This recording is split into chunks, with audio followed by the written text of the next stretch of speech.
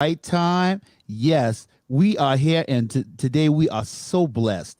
We are coming to you live from the from not the new K. I'm getting ready to say the new K. I guess maybe that's something you could say. You could call it the new K. We're not coming from the new K, but we're coming from the UK. And today we are so blessed to have Nazia Dodd, toxic relationship recovery coach. I sounded so unnatural when I said it. Let me say it. Let me say it like I really mean it this time.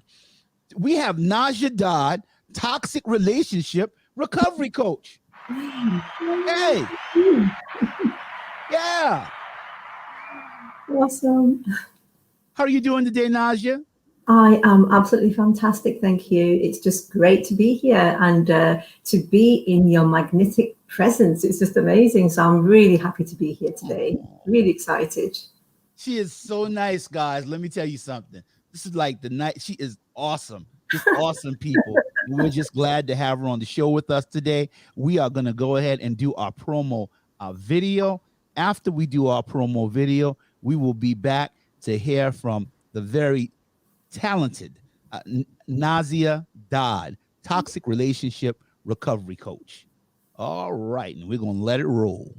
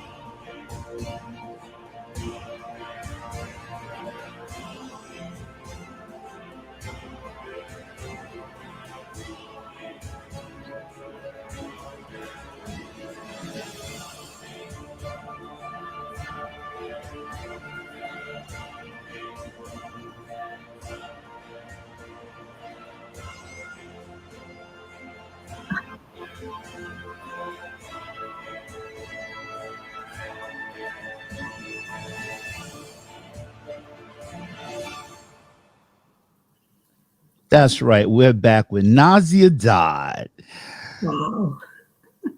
Coach, it's wonderful to have you in the house with us today. Your story is awesome. We're gonna get into your story in just a bit. I just I have just been taken aback by reading some of the posts that you have on your page, some of the quotes that we saw come up in the video a couple minutes ago. If someone's not happy with themselves, they can never possibly be happy with you. And I'm paraphrasing, but that's it's so deep. It's so deep. And we'll talk about that a little bit later. But we have Nazia Dodd, toxic relationship recovery coach. She's live from Manchester, UK. and she's talking to us today about relationships, red flags to recognize, her own personal ordeal, being married to a narcissist, and a clear path to recovery for those stuck in toxic relationships. And I just want to say, in my eyes today, Nazia, first off, that you are a hero. You're a hero for enduring what you endured. You're a hero for taking a negative and turning it into a positive. And we're thankful for your transparency and that you came on the show today. We're just thankful for you today. Oh, you're welcome. I'm blessed to be here, and I'm actually feeling quite emotional after listening to what you've just got to say there. But I just think it's so important to be able to put my message across to the world so that I can empower other women who have been through, who are going through, who have walked in my shoes, and to say, life doesn't have to. You don't have to live life as a survivor. You can live life as a thriver. And that is what I'm passionate about, just empowering people to get out there and say, we don't need to stop living, we don't have to just keep surviving. We can start thriving and make our life a life of abundance, really. Awesome. That's awesome. Nazia, first of all, let me ask you, what was it like to grow up in Manchester, the UK? It was amazing. I mean, I'm the youngest of 5 siblings, so I never had any responsibility. I was always pampered. I had a brilliant childhood, and Manchester was amazing. It was at the time when you could leave your doors open and you could play out till dusk, till dawn, and you would never have a problem. Obviously, now with my kids, I would never do that, but it was that kind of lifestyle, a very carefree childhood, very happy childhood. Obviously, families have problems as they normally do, but there was nothing in my life at the time that I would probably say made me fall into a situation where I would be a victim of a toxic relationship. But life was brilliant. If you've not visited Manchester, and I loved seeing the clips of Manchester in the promo video, I was like, wow. So if you've not been to Manchester, you need to see Manchester. You need to see the UK. You need to be here to appreciate it, definitely. I think I need to come to the UK. Absolutely. Yeah. I'm coming to the UK. Definitely. Yeah. I'm going to take you for coffee when you come to the UK. All right. I'm going to hold you to that now. I'm going to hold you to that. I have coffee in the UK. You have to take a selfie of me. I'll be like, I'm having coffee in the UK. Do I extend my pinky when I'm drinking coffee in the UK? Well, you can do. It might entice me to do the same thing as well. So that might be a good idea. Well, Nazia, and you talked about your childhood and how your childhood sounds similar to mine. So basically, you didn't grow up around any toxic relationships. No. My parents had the occasional arguments that most parents do have, but I actually had an amazing childhood up until I was 17. And then when I was 17, I come from an Asian background, and my parents got into this traditional habit of an arranged marriage. And then I actually had an arranged marriage at 17, which is where I changed as a person. And I've not actually written about this in my, a lot of people don't know this about me yet, but I want to share it with you today. So you've got the background of where I've come from. But it was when I had this arranged marriage, and I was obviously not really consenting to the situation, but it took place because that's what happened in the Asian culture. And it's at that point that I felt violated, not by the person who had been married to, because obviously I was not consenting to all the marriage relations that took place, but with my family, because I almost felt detached from everyone around me, thinking, why would you put me in this situation and allow this to take place, knowing the pain that it's inflicting on me? So it's actually at that point where my life changed completely, and I withdrew. And I think I was looking for that childhood just kind of fell into pieces. I wasn't really sure when it happened or why it happened, or, it was just automatically overnight. I was just told, you're getting married to this person. I didn't really question it. I trusted my parents, and this person wasn't a very nice person. But I've kind of gone past that to think it, and I've forgiven my family for that, because it wasn't something that they did with the intention to hurt me. It was just something that was in their culture and what they felt was right for them to do. So they did not feel that they were violating any boundaries, But to me, the boundaries that were more violated was not with the person that I was married to, but with the family that I had trusted, that I felt had completely betrayed me. And at that point, I became more detached from my family. And then I went to university. This person was not from the UK. He was from Pakistan at that time. I traveled to Pakistan. I was there for 10 days. I endured this marriage for 10 days. And then by the time I came back, there were some complications and that marriage didn't last. So I never got to see him again after that. But when I came back, I was a very different person. I was very broken. And then I went to university. I moved to London. And it's at that point that I went to university and I met my ex-husband, who was the most nicest, humble person that you would ever meet. And it was then that he picked up on, this person is broken, this person is vulnerable, this person is looking for validation from someone. And he literally mirrored the person that I wanted him to be. And obviously, he turned out to be a narcissist in the end. But that's my background of where the toxicness came from. I wasn't aware of it at the time, but later in life, I realized that the whole connection was because I was looking for love, for someone to love me. And when love came, it came in such a form that I just ignored all the red flags, because it's almost like I can work past them. And that's what we do in that situation.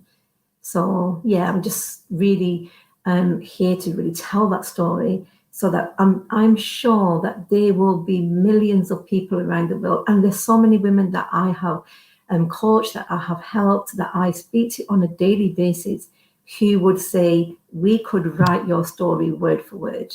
We would be walking in your shoes and it feels like you're telling my story. So there's so many people that are in the same situation, who have been in the same situation, who have then become victims of these people that are toxic. But I'm here to say you don't need to stay in that mode. You can step out, and life has been amazing since. But we don't have to stay in that mindset. It's all about being able to want to move forward. And I'm here to support people to make that happen. I tell you, your story is very touching. I can only imagine how hard it is to, much less get a ride or carpool with somebody that you don't know for the first time, but to marry someone that you don't know. And you have to connect with someone that you really don't know. And that's, what do we have in common? I don't know. And it's usually those things that draw people together. Some say opposites attract, and then some say that we had so much in common. But then in your case, it was just like, hey, by the luck of the draw, this is who I got, and I got this person because of my culture. Yeah. And so that had to be extremely, extremely hard for you, Nazia. But I want to ask you, and I think you kind of basically answered this question, because you were telling me, who Nazia Dodd was before you married the narcissist, and basically you were broken. You were at a place where you were broken, and he could basically, like a shark, smell the blood in the water. Yes, I actually I use this term quite a lot. I was cherry picked, as a lot of women are. I was like the perfect prey to someone who was looking for someone like me, because I was ready to, I had this, well, at the time when I was at university, my family, because of their traditions, I didn't blame them, but I felt betrayed by them. But then when I turned 21, I think it was, 19, 20, I can't remember, then the same thing happened again. Because I was divorced, it was, you've got the stigma of being divorced, you need to go and get married again, and arranged marriage again. So I just fell straight into the arms of the first person who came along and said, you're amazing, you are my world, you are everything. And within 3 months, we were married. So I was married to this narcissist within 3 months. So basically what happened was, I kind of jumped from, I don't want history to repeat itself. And the first person who showed me that affection to the level, and it's a term that it's called love bombing, where someone will just come in and completely take over your world. And they don't want you to have any social interaction with anyone really except them. So when we first met, it was like this Mr. Charming has come along, and he was just always there. I'd turn the corner. I mean, he lived like an hour away from me, but I'd turn the corner, he'd just be standing there.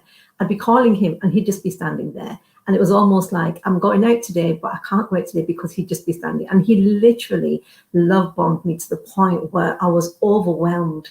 And then he said, we need to get married. And I remember taking a step back thinking, this is just too much. I've just been in this situation in the past.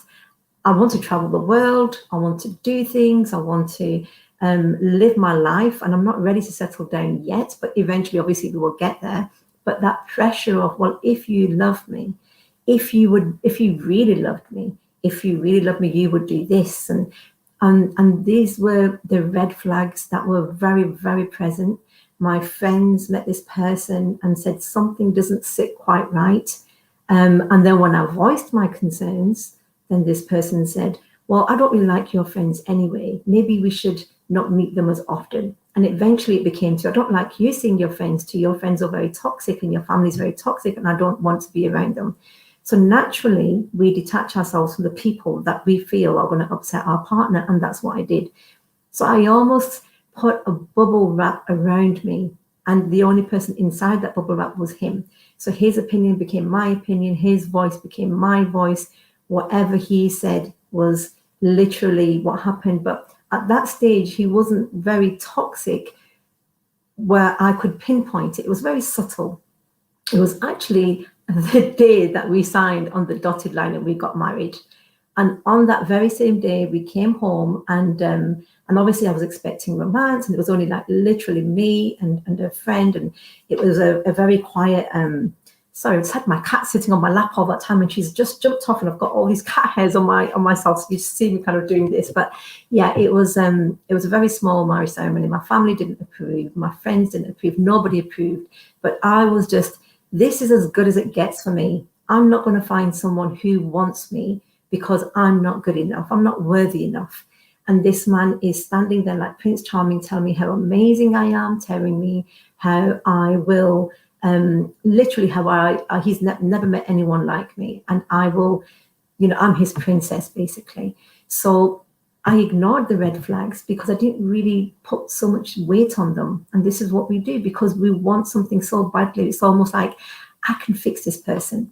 And one of the posts that you put on in your promo was, when someone doesn't love themselves, how can you expect them to love you? It's that kind of idea. But because I wanted it so badly, I overlooked everything. So going back to the day that we got married, he literally sat me down and said, okay, this is how it's going to be. And I remember being taken back thinking, okay, let me hear what you've got to say. And he said, I need you to be X, Y, Z. I need you to change from A to B, and you need to become Z. He put his hand like this and he turned it over and he said, you need to become this if you want to be with me. And I thought, I've just married you. I can't come out of this now. I'm going to have to become what this person wants me to be. And I was very submissive. And I was like, yes, okay, that's fine. I was very uncomfortable, but I ignored that red flag. Within 3 months, I remember standing in the mirror, and this is quite graphic, so if anybody wants to tune off at this point, they can. But within 3 months, I went from this person who was still quite bubbly and happy, probably like I am right now, very positive outlook on life, to this crumbling woman standing in front of the mirror. He stripped me bare naked and he made me stand there and he said, look at you. You're so disgusting. You are so undeserving. You're so unworthy. What would anybody want you? And I'm standing, and he made me stand there for a whole hour looking at this woman in the mirror until I got to the point where I actually hated the person. I was disgusted with the person who was looking back, because I could only hear one person telling me their opinion of what they thought of me. And soon that became my opinion of what I thought of myself. And I was not married for 8 years. And that was 3 months into the marriage. So he completely just changed as a person. And then there was this whole pattern of him when he would violate my boundaries and when he would make me, there was a lot of physical abuse. It wasn't immediate, but to begin with, it was emotional. It was very subtle, the small little things. I don't like you wearing that. I don't want you wearing that. To, hang on, why are you wearing that dress when I told you I don't like you wearing dresses? Why are you wearing makeup when you know, I mean, who are you wearing makeup for? Are you going to attract other people? Are you wanting to have an affair? Do you want to meet somebody else? So I started withdrawing myself completely. And I remember I used to go to work with my hair in a bun, with no makeup, and it was my escape, because that was the only place that I could be me. And I used to dread coming home. I used to dread having to come home at 5 o'clock and have this person just hurl this abuse at me. So just something that I want to say, nothing that I did was ever good enough. But the important thing is, which I didn't realize, and a lot of women don't realize, nothing I could ever have done was going to be good enough, ever. I could keep trying to step up and become this person that he wanted me to become. But no matter how high, this is like a ladder to nowhere.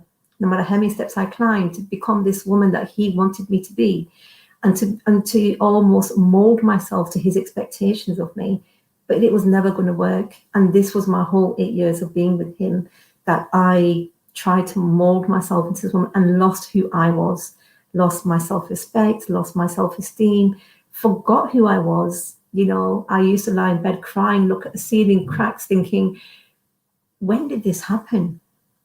I can't pinpoint. Even though we got married, eventually it got worse to the point where I can't pinpoint the day that I changed. When did I lose Nazia? Where did she go? Where did that woman go who was happy? And when did this woman appear who was broken and distraught, and all the feelings of the past came back? And another really important factor to bear in mind, when we were talking at the beginning of the conversation, and you asked me about my past and when did the toxicness start. One of the ways that he invited himself into my world was by asking me about my past, which is why I say I was cherry picked. What was your past like? What were your family like? What are your problems? Confide in me. I'm here for you. I'm your hero. Literally, he was, I will do anything to make sure that you never feel that pain that you have been through. And unfortunately, in these situations, when you do pour your heart out and all your feelings and all the pain that you've been living through, and you expect that person to respect the fact that you've been so honest with them, it's that very same pain that they'll manipulate to throw back at you. So even your first husband didn't want you. Even your family didn't want you. Even they didn't want you in their life. They've not bothered to call you. They've not bothered to contact you and see how you were. And the problem was, we lived a very affluent lifestyle. And I had, it was almost like this beautiful exterior that the world could see, but inside, behind closed doors, there was a battered, bruised woman who was hiding her bruises on a daily basis, covering with makeup, just so the outside world couldn't see. But I felt like I was stuck. I felt like I had made my bed. I had defied my family. I had defied my friends. I had left the whole world to be with this person who everyone told me was not healthy for me. So now I had laid my bed. I had to lie in it. And that's how I felt. So I was just stuck in that marriage. And as the years carried on, the abuse got worse. I'm trying to imagine, is there any kind of abuse that I didn't actually endure? It just came in so many different forms. And it was only towards the end. And I just want to mention, actually, I didn't think that I was enough in myself to walk away. I wasn't deserving.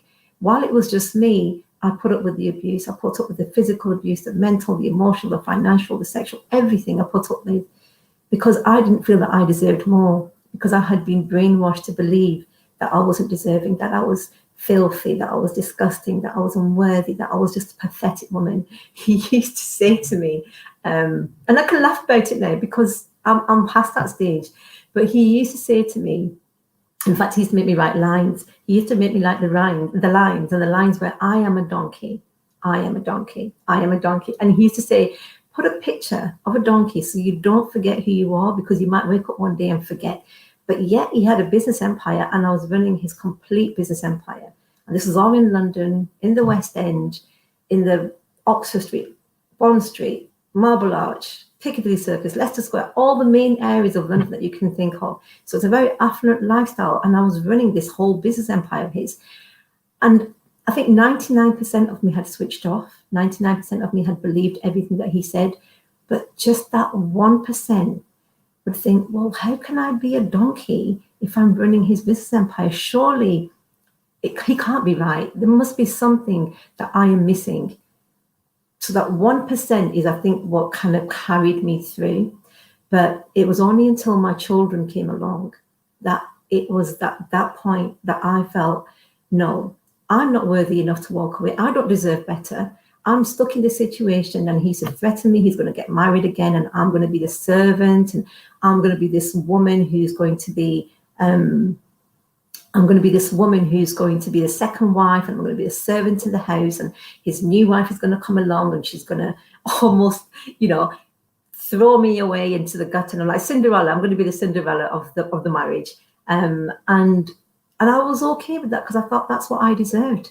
But when my children came along, I thought, no, I'm not going to allow my children to grow up knowing that this is the relationship that I have with their father, because I strongly believed they will become what they see. And if they see me in that toxic situation, then I need to be their role model and step out from there.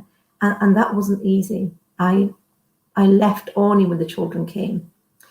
I left a couple of times before, only because he discarded me. He said to me, you're not good enough, leave. And then when I left, his business empire crumbled. And then he would say, come back to help me with my business. So I was almost like a yo-yo. I was at his beck and call. He would say to me, and it wasn't that I didn't have a choice to leave. It wasn't that when he said leave and I thought, oh, golden opportunity, I can go. He was very manipulative. So he knew how to draw me back. So when I would go, it would be like, I miss you, I love you, I made a mistake, there's no one in the world like you. So he would love bomb me and then have me where he wants me to be, then give the whole toxic abuse. And then when I felt like I was going to break, he would then love bomb me again, and the cycle would continue. But then when he would discard me and tell me to leave, and when his world would fall apart, he would need someone to patch it all together, he would then entice me to come back. And I did. And a few times I did this. But when the children came along, and my daughter was 6 months old, she was 6 months old, I was 3 months old, sorry, and I became pregnant again. And I was using contraception on both occasions. I did not want to become pregnant by this person. But he used that as an excuse to say, you're trying to trap me by becoming pregnant. So I didn't plan in my 7th year of marriage. I didn't plan to have children. They just came along by God's grace. And thankfully they did, because they are my saving grace. But when they came along, I knew that I had to protect them. And I remember going through my whole pregnancy, hiding the fact that I was pregnant, because I thought if I trigger something in him, he's going to then beat me up and hurt me, and he's going to hurt my child. So I was always hiding in the background whenever he was. I didn't talk about the pregnancy. I went through labor on both occasions by myself. There was no one around me. And my second pregnancy, I remember telling him I was 5 months pregnant, and I didn't tell him because I was so scared that he was going to take my children away from me, or go and have an abortion, or he didn't want these children. And I remember I was 5 months pregnant, and I was cowering in the corner in a little corridor, and these arms of steel were just bashing away at me. And I just screamed, please stop, because I'm pregnant. And the very next day he took me to a clinic and said, we're not keeping this baby. And then by God's grace, something happened, and he just said, okay, this is too far gone. You're going to keep this baby. And then she was 3 months old, and I left. And that's when I left for good. I left a couple of times in between. I probably missed a little bit, but I left a couple of times in between. But this person was, I really feel like I was married to the devil. I actually felt that, how can someone be so heartless? How can someone actually be so manipulative that to the outside world, this person was a saint? You know, this person was the nicest guy that you would ever meet, the nicest person that you could ever imagine of meeting. But in behind closed doors, he was a wolf in sheep's clothing. Wow. he sounds like the devil incarnate. Did you ever have to interact with any of the other executives' wives, or um, like a setting where you'd be together with them? Oh no, he wasn't actually married. He wasn't married to anybody else, but he always threatened to. He always threatened that I am going to marry another woman. I'm going to bring her into the home, and you are going to be the Cinderella of this story. And she's going to be the princess, and she's going to degrade you and make you feel inferior the same way that I do, because that is what you deserve. You don't deserve anything more. This is the person that you are. And I don't think I've gone into too much detail about how actually vindictive and manipulative this person actually was.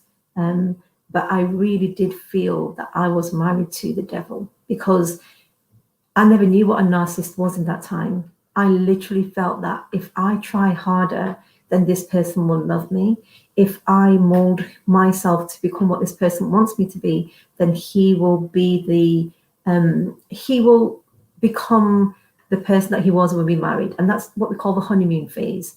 We in our whole relationship, we probably had 5% honeymoon phase.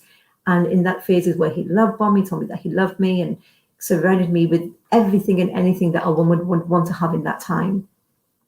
But then when he had me where he wanted me, which is literally at his beck and call, that's when he changed. And every now and then he would dabble into, I think I'm losing her, I better be a bit nice to her now, and then bring me back in again. Oh, I've discarded her, but my life's falling apart. I need her to come back and help me support my business. I better be nice to her again. And then it was back and forth, back and forth, back and forth. So up until the children came along, I had a choice to walk out the front door. But when my first child was born, then it was like, you are not going nowhere. I think it was then that I realized I was 7 months pregnant with my second daughter. And because we had this business empire, there's a very big show that happens in Birmingham. We've got a big, huge centre called the NEC. People in the UK would know what that is. It's like a huge exhibition centre. And I remember I had to leave my daughter with my family, who I had not seen for 3 to 4 years, just randomly out the blue. I had to call them up one day and say, can you look after my daughter, because I have to go to this exhibition. And I'm 7 months pregnant, but this is what he's demanding. So my family were very shocked, because they didn't have a clue. They just thought I was leading this happy lifestyle, that I had detached myself. Maybe it was the best thing, because it meant that he was happy, that I was keeping him happy. Then they let me lead my life. They tried to intervene subtly, but there was very much, okay, Nazia, we will give you what you need in order for you to be happy. They hadn't a clue what was going on. So when I just knocked on the door one day and said, can you please look after my daughter? And this was in Manchester, and I was living in London, and this exhibition was in Birmingham. They were a bit surprised, thinking, we've never seen you, we've never seen your child, and you're just leaving your child here for 5 days. And I think that was the worst 5 days of my life, because I was pining for my child, but I wasn't allowed to have her. But it was then that at this exhibition, actually prior to that, sorry, I've missed a little bit. There was one occasion where he said, if you come home today, I am going to kill you. You're going to be dead. You're coming home today because I believe that you have gone out and you have met somebody. I was 7 months pregnant. He said, if you come home today, I was at the bank doing some banking and putting some money into his business account. And I couldn't talk on the phone because I was trying to deal with a cashier. And he said, why are you not answering your phone? Why are you not talking? He said, I'll call you later. And he interpreted that as, well, you must obviously be meeting somebody else. I said, I'm 7 months pregnant, heavily pregnant. Well, who are going to be meeting in this state of, I will talk to you when I come home. And all I heard was, when you come home today, you're not going to be alive tomorrow. And that was quite common. It was quite common for him to say things like that. And I think it was that day that I contacted a neighbor and I said, please, if anything happens to me, because he will kill me, I don't want my children to live with him. I don't want him to kill. He used to always say, I'm going to kill you, I'm going to kill myself, and I'm going to kill the kids, and I'm going to kill your family. I'm going to kill anyone that you know, if you ever dare to leave me. So I told this woman, this man is going to kill me today. I'm not going to be, I'm not going to survive. This is my family's number, contact number. Please, if anything happens to me, contact them. And it was then that she told my family that this is what's going on. Now, I've got protective brothers. And when they found out, oh my God, all hell broke loose. I was 7 months pregnant, and it's a 4-hour travel from Manchester to London. And I just got one phone call the next day. I survived that night. I don't know how I survived it, but I survived that night. And I got a phone call the next day. We are on our way and we are taking you back to Manchester. And I said, no, you can't, because no one in my mind, this person was a monster. And I was scared that he was going to kill my whole family if they even tried, if I attempted to take his daughter away or take myself away. And they just said, it's too late. We know everything. Your friend has told us. She told him about the abuse. She told him about everything I had endured. And they just said, why did you not tell us? But I was still defending him because I was pregnant. I said, I don't want to leave because I don't want my daughter to be born. I didn't know it was a girl at that time. I said, I don't want my child to be born without a father. I need to stay where I am. So in the end, I did go with them because that would diffuse the situation. And that's when he called me, said, I'll change and I'll do whatever you want me to be. And I thought, I don't want my child to be born without a father. So I came back. And it was after I came back that, this exhibition happened and I left my daughter there. It was in this exhibition that his rage was uncontrollable. How dare you allow your brothers to come and to try and, put me in my place, and for you to leave me with he loved my daughter at the time. She was only 6 months old. No, I was 7 months pregnant. She was about a year and something years old. And he doted on her. So how dare you kidnap my child? And I said, I didn't kidnap her. She needs me. I'm her mother. So when I removed myself because my brothers were going to come and beat the crap out of you, basically, when I removed myself, she had to come with me because she's a child. I couldn't leave her here with you. And that night, I remember we were in a hotel and he just became this monster. He was lashing out. There was blood everywhere. I was 7 months pregnant in that moment. And there was blood everywhere. And all I remember screaming was, please, the baby, the baby. I didn't feel no pain. I was numb. He was punching me. He was screaming. He was stamping. He was doing everything. And I passed out because I was just unconscious. And all I remember is waking up in the shower with blood everywhere and water dribbling over me, saying, get up, because he was scared that someone was going to call the police. And I think that, to me, was my turning point, because I really literally had thought I'd lost my child. And the worst thing was, because my daughter was with my family, I could not go to pick her up because my face was all swollen. So I had to stay for another 5 days in this hotel. I had to go back to London without my child. I had to go and ask a colleague that worked with us to go and take my child, because if my family saw me, they would have known what he's done to me.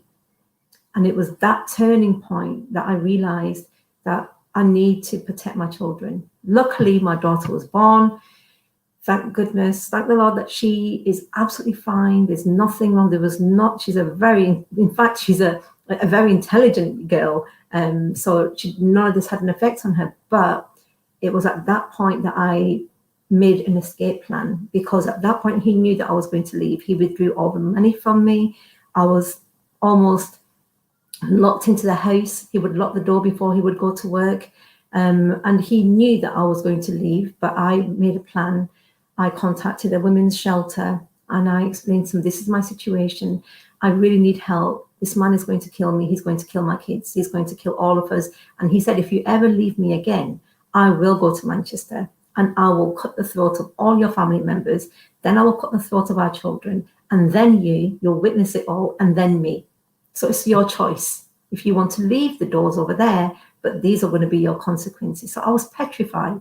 So I didn't tell no one this time. I just literally went to this women's refuge. I got onto the train, got a ticket, and I thought, where do I go from here? I had a suitcase in one hand, and I had, I think, $300 in my pocket, a baby, just 3 months old. My baby was 3 months old. My daughter was a year and a half in a suitcase. And I thought, I'm free. I'm not going back after this. And I didn't. And it took so much courage for me to get to that point. And sometimes when people say, oh, well, why did you not leave when the abuse started? It's because you've got to be in a space where you feel that you have got the courage to leave. You've got the mental capacity to leave. You've got somewhere perhaps to go to. Even if you've not got nowhere to go to, are you strong enough to get to that place of thinking, I can do this? Because the minute that person clicks their fingers and says, come back, you're back again. And you're back in the whole vicious cycle of domestic violence and toxic abuse. So I only left when I had my children. They were my guiding light. It was for them that I knew I had to escape. But when it was just for me, I endured all that toxic abuse. And that then led me to my journey to just rediscovering who I was, empowering myself. And I was very, very angry at me, because I remember when I left and my brother said to me, Nazia, out of all the people in the world, you are the last person I ever imagined would allow something like this to happen to you. And although now when I look back, I can say that that terminology was incorrect, because I didn't allow it to happen to me. It happened to me. I didn't invite it. But at the time, it really ruffled up my feathers. I thought, wow, I am that kind of person. Where have I gone? I need to bring her back. And then when I went to a couple of sessions of counseling, and my light bulb moment came on. And how it came on was when the counselor said to me, I said, well, why did I endure this for? And she kind of said to me, well, it's because you weren't living, you were literally surviving each day. You were just trying to endure each day to make sure that you're alive by the end of the day. There was no capacity for you to look beyond your grief. There was no capacity for you to think about an escape plan. There was no capacity to think about, who is Nazia? Where has she gone? Where has that woman disappeared to? The only capacity you literally had was trying to keep this person happy, and that was your life. So how would a woman in that situation be able to create a plan to escape and think about her self-worth, because she doesn't have no self-worth? And when I made that breakthrough, it was like my light bulb came on. And it was almost like, right now I'm on a mission to find who Nazia is.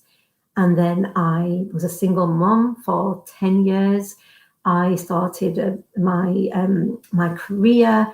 I worked, everything I did was always around my children. And to be honest with you, O'Connor, all I wanted to do, because I'd lived this business empire, I didn't want money. It didn't appeal to me at all. I literally went from having flashy cars to a 300-pound broken red little kind of Nissan Micra car. And I remember thinking, I've gone from riches to rags, and I've never been so rich in my life. This is the richness that I've been looking for all this time. And my children were my happiness. And I just wanted to be a mom. I just wanted to devote myself to be a mom. I wanted to have the most basic of a career. I didn't want to escalate in my career. I wanted to just be the mom that I was never allowed to be. I was never allowed to go to the park. My children didn't know what a park was. I wanted to take them places, and they've had the best childhood ever. And he did try to come into their life. He did want to make contact. And to be fair, I always had carried the guilt of, I'm depriving my children of a father. So my mentality was, he was a terrible husband. He was a toxic man to be around, but he loved them children. So I'm not going to take that away from them. So I give him opportunity to say, if you want to see the children, these are the times that you can do it. We can go through court. You can set it all up. I'll pay all the fees. I don't want to deprive my children of a father. And in the end, he saw them a handful of times.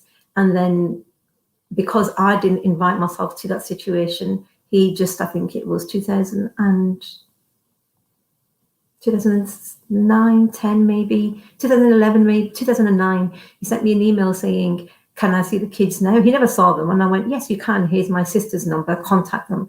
And he went, too late, time's up. And he's never seen them since, ever.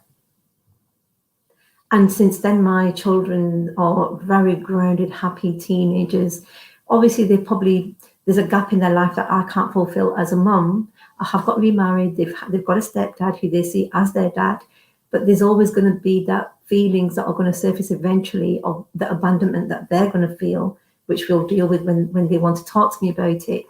But they are, beyond what I could have thought I could have offered them to be a mum. And in between, I had to become bankrupt. I had to start all over again. There was all these things that kept haunting me from the past because of his business. The banks turned around to me when I started again and said, you owe us £70,000, which is about $100,000 in that time. And I was a single mom. I said, where am I going to get $100,000 from? And I said, well, you were a guarantor for his business. and now his business is in pieces. We want our money back. And you were the guarantor, so we need our money. And I had to become bankrupt. It was only last 3 years ago, 2.5 years ago, that my bankruptcy cleared. And then since then, I've just gone from strength to strength. I'm now a property tycoon. I'm being married. I'm helping women to see the light, to show them that this is my journey and this is how I got from where I was from A to B. And I want to let you guys know that you can exceed what I want, because my dreams weren't to have a career. My dreams weren't to conquer the world. My dreams weren't to travel and do. My dreams simply were to be a mum, and I fulfilled my dreams. But these women that have all these dreams that are being left behind because they think they're not worthy enough, they can go way beyond what I did, because that wasn't my dream. And I just feel that there's so many people in the world, and obviously this happens to men as well. This happens to women, men. It happens to everyone. It's no matter what gender you might be, it can happen to anyone. I just personally am supporting of women because I know the experiences that they've been through, and I just find that by telling my story and by me becoming an empowerment coach, is empowering women. And I get messages on a daily basis saying, Nazia, you inspire me. I now work with them to change their lives. And when I see that transformation, it lights me up knowing that's one more that's, found their path and their true calling. Now I've got the rest of the billion to go through. So I'll stop for a breath now. You are awesome. You've had a trial by fire, Nazia. I just, you've definitely had a trial by fire. You are definitely qualified, certified to be where you are and where you stand. There's nothing like having an expert in what you're helping people with. A lot of times we can't connect with people because we don't understand, exactly what's going on, because we've never been in those shoes. But God, you've been in those shoes. Yeah. You've definitely been in those shoes, and I, I just have to ask this. I saw where you said 7 billion people on the planet, and I attract the narcissist. Yeah. The old saying is a psycho magnet. And I wanted to ask a question between the marriages. And you talked about the incident. I didn't even know you were going to mention the incident about the mirror. My question was, between the marriages, before you met this guy, when you looked into the mirror, because you're attractive, when you looked into the mirror, what did you see?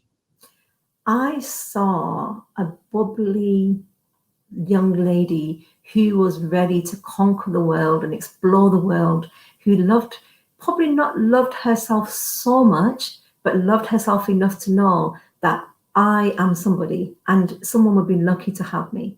That was what I saw. I saw a woman who was happy, deserving, who had talent, who had so much to offer to the right person, who was full of love. What any 17-year-old or 19-year-old, probably when I met him, but what any woman who would feel. I didn't look in the mirror and think, hey, you're a 10 out of 10 and that's how my man was. I looked in the mirror and I thought, I love who I am. I'm happy with who I am, with my flaws and all, but I have so much to offer to the right person, and that's what I wanted to do. But when I came out of that marriage, I'm going to rephrase that. While I was in that marriage, I became a woman who was ugly, he was disgusting, he was pathetic, he was the trash of society, who nobody wanted, who was rejected. I became society's rejection. I became that woman that you see in the movies. I actually saw my life just flashing in front of me, thinking, I'm living somebody else's life. This can't have happened to me. I don't fall in the category of someone who would become a broken woman. It wasn't me. I was not meant for this. I was meant to be more. I've always been the glass half full. I've never been the glass half empty. And this is what I was saying, that in my marriage, that 99% of the light had dimmed out. But that 1% of me, there was always something. And I remember he used to say it to me. He goes, I'm going to break your defiance. I'm going to destroy this person that you think is invincible, you know, because how dare you challenge me? How dare you try to have a voice? How dare you not listen to my opinion? I'm going to literally break you. And I remember, again, I can laugh about it now, but I was sitting in tears as I wrote my own suicide note. So he actually said to me, I want you to write a suicide letter, because he doted on my child in that time, and said, and I like the way I've just said, my child. I've never done that before, actually, but I do classify them as my children now, because I deserve, I'm entitled to have that title now, because they are my children. I've protected them, I've nurtured them, looked after them. And when they come to a stage in their life, if they want to make that contact, then that's completely up to them, because I don't have a right to take that away from them. But I think I've deserved the title of I've been mum and dad. And I used to joke about, well, actually, I didn't joke. My children said this to me when they were younger, and we were just messing around and playing and joking. And they said, "Hey, mum, do you know you're such a cool dad?" And I went, "How did you work that out?" And they said, "Because your name is Nazia Dad, so your mum and your dad." And I was like, I think I just secretly cried like tears of joy, thinking my children don't feel they've missed out. I always felt that they missed out. But at the time when I was married, I remember writing my suicide letter, and he was saying to me that I'm a terrible person, I don't deserve to live, I'm having suicidal thoughts. And he always said, I'm going to take your child and we're going to leave the country and you'll never see your children again, but you are not a deserving mother. And I think that's one thing that I knew. I knew that I was a good mum. He could not strip that away from me. He stripped me from my self-dignity, my self-worth, my self-esteem, everything who I represented was in shatters. But I always knew that I was a good mum. And we used to actually have a nanny. The nanny used to look after my child. I wasn't even allowed to look after my own child. I'd get the occasional, be able to give her a bath and put her to sleep. And to me, that's why when I left, my mission in life for me was to be the best mum in the world. And this is what I say about these women we as women become so broken in who we are. We just feel like we've not got what it takes no more.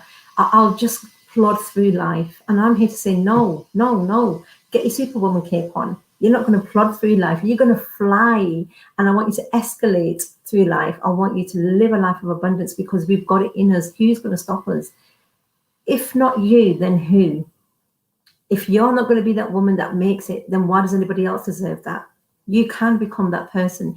You've just got to be able to look at why you were in that situation.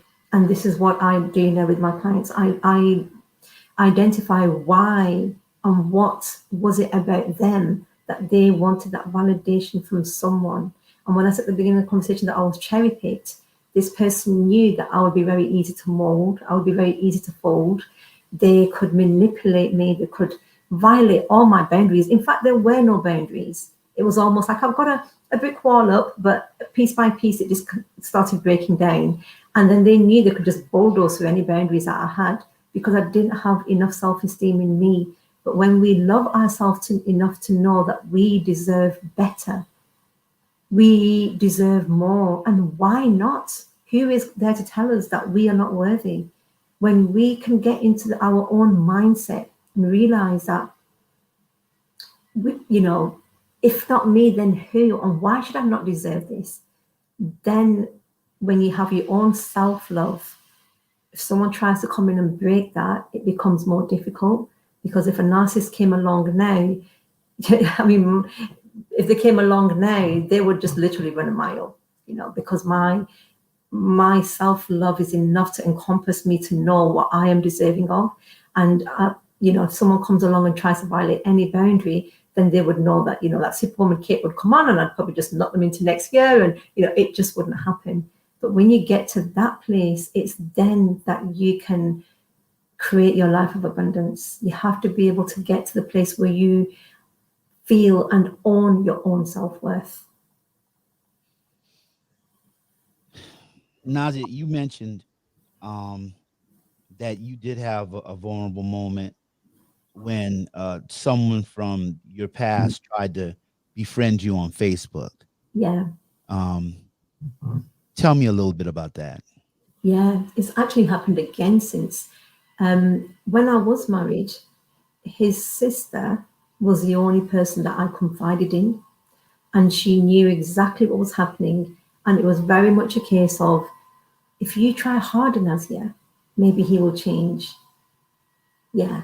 If you try harder and stay calm, maybe you won't aggravate him. If you go that extra mile and become the perfect wife, then maybe he will realize that he doesn't have to be angry. So all the blame was deflected onto me. And obviously in that time I absorbed that. So although this person was, in all honesty, although this person to me was the only person that I could confide, and I saw that woman as my own sister. I really loved her as my sister because I thought she was generally looking for what was right for me. And in her mind, that's probably what she thought.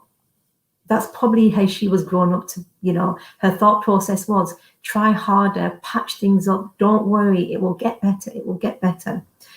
And then before my children came along, she had to emigrate. Her husband got a job somewhere else, so she emigrated at the country. And at that point, I don't think she realized how the abuse got worse. But when 6 months ago, it was in March this year, actually, I did a live on my Facebook, and it was literally just saying that someone from the past, which was his cousin, who I knew, sent me a friend request. And it absolutely threw me off because I was thinking, I am this life coach. I am helping and supporting and empowering women on a daily basis and telling them, listen, you've got this, you can get this, you can become the badass woman, you can become anyone. And I get one friend request and I'm crumbling. Where's that come from? And it took me right back to that vulnerable person. And it was at that point that I was ready to confront my demons. And I did a live on my profile and I just said, and I blurted out the whole truth about what my past was, because I knew this person was his family member and I knew they were going to watch it and I knew they were going to tell him and their family and their friends and said, hey, I found Nazia on Facebook, and I thought it's time to set the record straight. And I just said everything exactly like it was. I said, my ex-husband was a narcissist.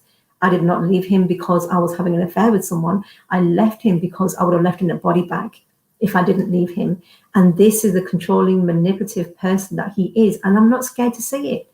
I'm going to voice what I've got to say because maybe someone watching this will feel that power and think they're going to make that stand today as well. And they're going to let the world know that they have had enough as well.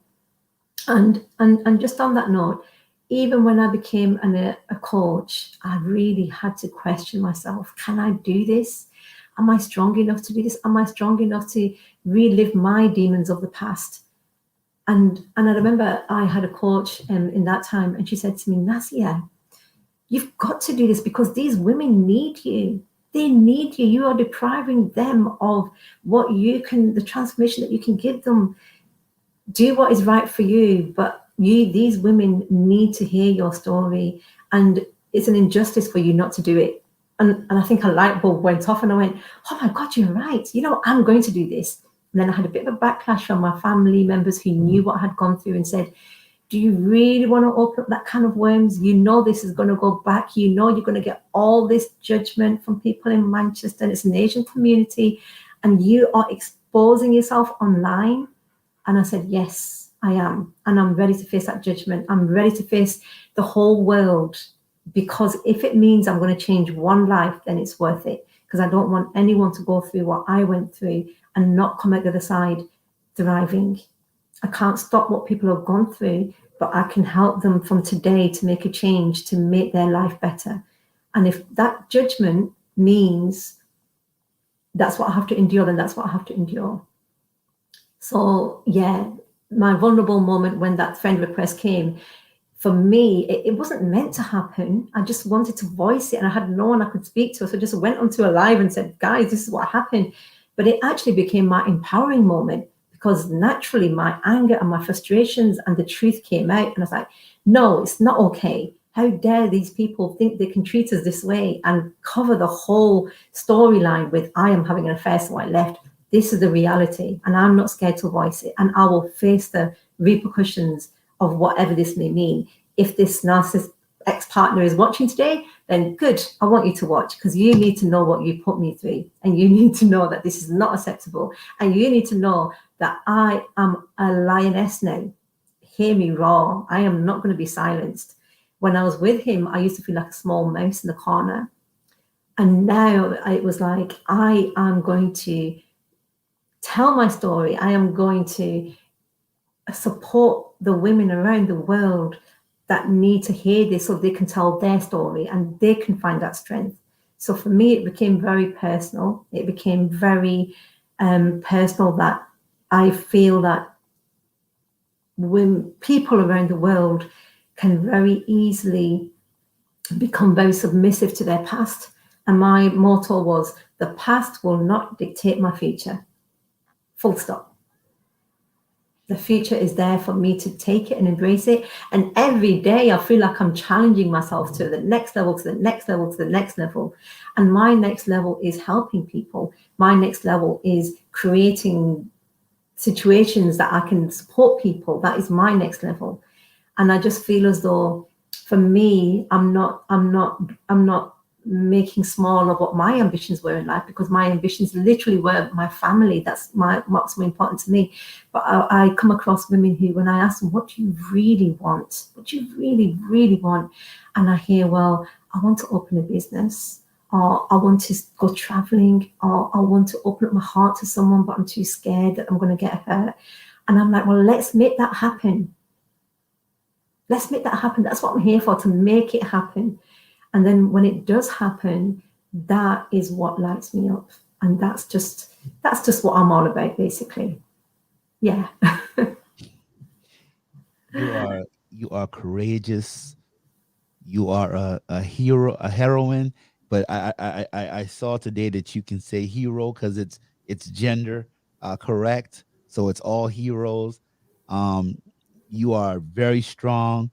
You're very capable to do what you do.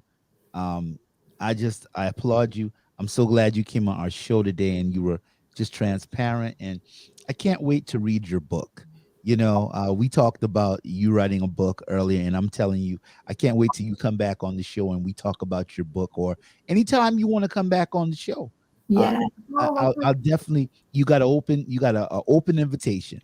Oh, that's amazing. I would love to come back, and I would love to be able to let people know that if this transformation is something that they're looking for, then to get in touch with me, because I'm here to support you guys. And you said to me at the beginning, Nazia, you should write a book. And I was like, hey, do you know what? I would love to write a book.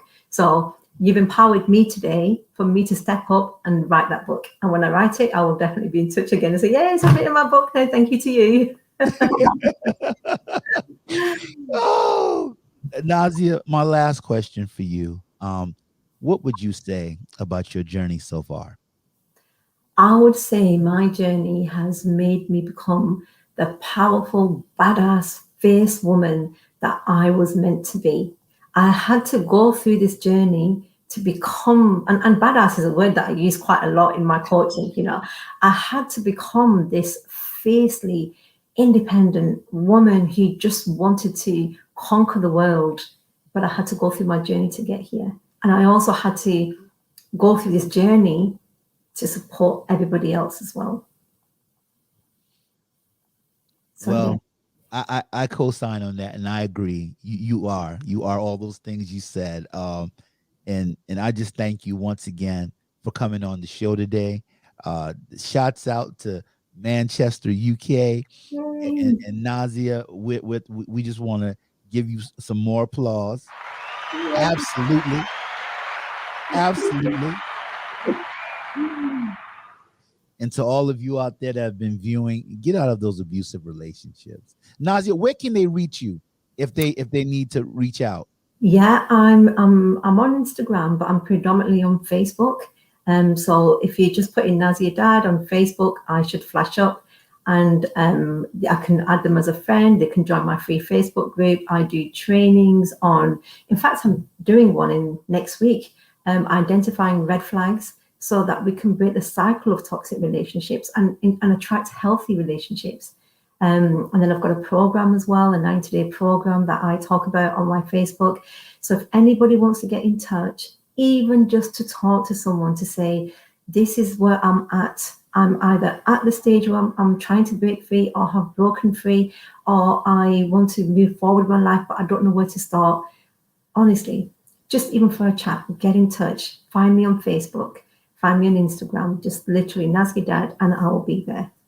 And please tag me, Nazia. Please tag me in your workshop and everything. So you'll be Oh, able to, really? yeah, so you'll be able to see it on my page Oh, also. amazing. Thank you. Yeah, I please appreciate tag that. me. Please Yeah, I tag will me. do. Oh, do you know, I feel like it's been a gift to be able to come here today and to talk to you, because I don't often talk about my past in such a detail, but it's just so empowering to talk about it now while I'm discussing it with you, because it's showing me where my journey has started and where it's gone to. Normally, it's me telling everybody else, this is what you can do to move forward. So today it was nice to revisit the past and say, goodbye, That's right. have a nice That's right. That's right. life. So thank you for this opportunity. I really appreciate it. You're welcome. In my book, you're a Jedi warrior. Hey, That's right. That's the right. boss is with me. The force is absolutely with you. And to all those tuning in today, may the force be with you. I'm Cornell Johnson, and this is the Moral Compass. We've had our awesome coach, Nazia Dodd, toxic relationship recovery coach, and we're going to see you guys next time. Thank you.